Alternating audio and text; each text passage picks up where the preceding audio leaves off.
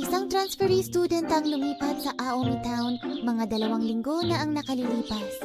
Simula ngayon, ang estudyanteng ito ay mag-aaral na sa Aogami High School sa bayang ito. Mukhang nasasabik na siyang magkaroon ng mga bagong kaibigan, pero mahuhuli na siya. Mukhang hindi siya makatulog.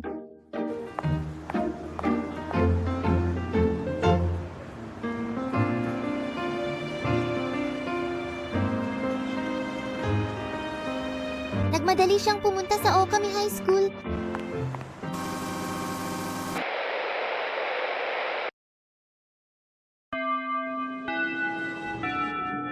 Nakapasok si Okami sa high school. Suzune-san, ngayon ang unang araw mo sa bagong paaralan, kaya tama iyan. Uy, hindi pa pala kami nagpapakilala ng maayos. Gayunpaman, maraming salamat sa inyong lahat. Tila masayahin at mausisan na tao si Suzune.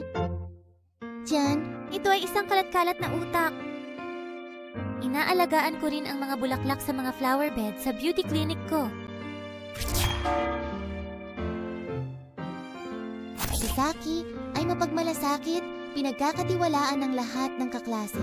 Siya rin ang poster girl ng lokal na tindahan ng bulaklak at may 2 nakababatang kapatid na babae. Ako si Yukihara Tuka. Inaasahan ko ang pakikipagtulungan sa iyo.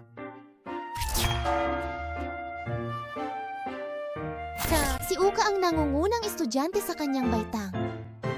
Mukhang maayos naman ang pakikitungo niya kay Suzune.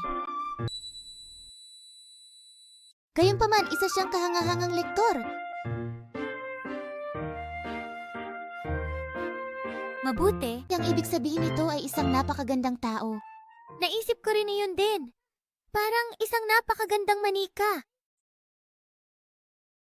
Mukhang hindi siya sanay na pinupuri.